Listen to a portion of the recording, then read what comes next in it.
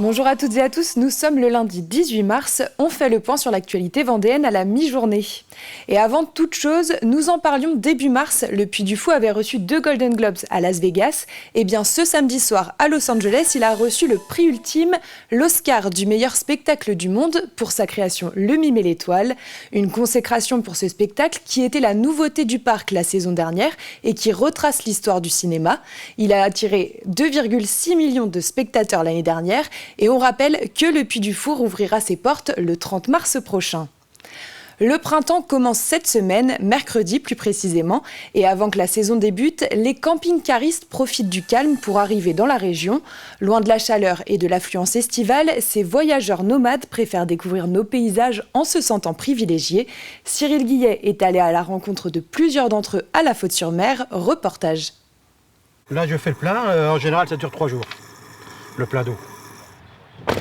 Si la saison touristique est loin d'être lancée, les camping-caristes sillonnent déjà le département. Nous, on arrive du sud de la France. On a été en Espagne, Portugal, et on vit sur Ramatuelle. On a décidé de descendre un petit peu la côte vendéenne. Et puis en amont, on est allé voir des copains qui sont plutôt ceux du côté de Pornic, donc c'est plutôt le pays nantais. Donc on descend la côte vendéenne, qu'on ne connaît pas particulièrement, donc c'était l'occasion. Si certains viennent de loin pour découvrir le département, nombre d'entre eux sont des Vendéens qui profitent du calme de l'hiver pour se balader sur le littoral. Quand on est venu à la Faute, on n'est pas très loin, on est de la Chaise-de-Vicomte. Et nous là, on est parti simplement pour le week-end là. On a été les grosses marées à la pêche, quoi, pêche aux huîtres à la péton, quoi. Et puis là, maintenant, on va rentrer chez nous, quoi. La plupart de ces camping-caristes sont des retraités qui préfèrent partir hors saison, loin de la foule et des vagues de chaleur.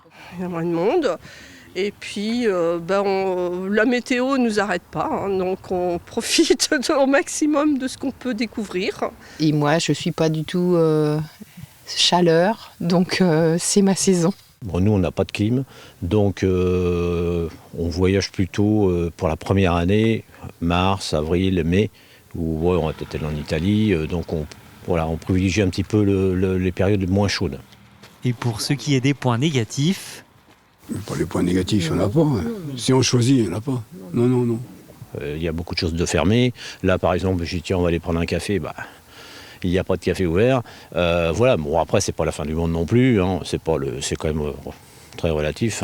Les aires de camping-car comme celui-ci sont les seuls endroits où les voyageurs peuvent se brancher, faire le plein d'eau et la vidange, avant de repartir vers de nouveaux horizons. Le baldaquin restauré de la cathédrale Notre-Dame de l'Assomption de Luçon a été inauguré vendredi. Nicole Chabagnier, la sous-préfète de Fontenay-le-Comte, Monseigneur François Jacolin, l'évêque de Luçon et le maire Dominique Bonin étaient présents. Les travaux de cet ouvrage d'art du XVIIIe siècle ont principalement consisté à corriger l'ensemble des pathologies observées. Un cerclage métallique a été installé sur l'entablement pour lui rendre sa solidité.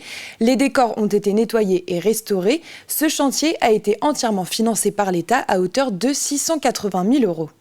C'est un chantier exemplaire de A à Z, dans le respect du timing, dans le respect de la liturgie et de la cathédrale qui continuait de vivre, avec la bâche qui cachait l'échafaudage pour que ça reste digne et beau. Et ces travaux avec la dimension pédagogique. Et puis on retrouve maintenant un baldaquin magnifique qui a retrouvé ses couleurs, sa splendeur du XVIIIe siècle, avec ses lumières qui imitent les bougies. Enfin vraiment, c'est une grande joie d'avoir ce baldaquin et d'avoir attendu une année pour le retrouver ainsi. Des jeunes Vendéens se sont mis dans la peau d'entrepreneurs dans le cadre du programme régional Entreprendre pour apprendre. Tout au long de l'année, des jeunes entre 14 et 25 ans ont participé à un projet de groupe. Ils devaient créer une mini-entreprise ainsi qu'un produit. Le but est de développer leurs compétences et leur savoir-être pour découvrir le monde professionnel de l'intérieur. Jeudi dernier, certains ont vendu leurs produits au Leclerc de La Roche-sur-Yon. Les bénéfices seront reversés à une association et ce projet prendra fin face à un jury le 26 mai prochain à Nantes. Et nous y reviendrons ce soir. Intéressons-nous maintenant à la biodiversité. Pour préserver la ressource en eau, le bon état des cours d'eau et des nappes, l'AMISEN agit. Ce comité stratégique de la mission interservice de l'eau et de la nature a présenté ses actions et le bilan de ses contrôles sur la Vendée à la préfecture. Grégoire de Châtillon a fait le point avec le préfet Gérard Gavory. l'effondrement de la biodiversité, et vous le savez, est une crise écologique majeure et globale. En Vendée, on a une stratégie et on est plutôt en avance par rapport à d'autres départements. On est même très en avance. Alors, je rappelle qu'il y a une stratégie nationale de la biodiversité, qu'il y a une stratégie régionale qui est en cours d'élaboration, et que chaque département doit élaborer également une stratégie départementale. Et on est le département qui est le plus avancé dans cette stratégie départementale. Comment on s'y prend ? C'est quoi les actions ? Alors, voilà. De quoi s'agit-il ? C'est-à-dire qu'il faut protéger notre biodiversité. Comme vous le savez, elle est menacée.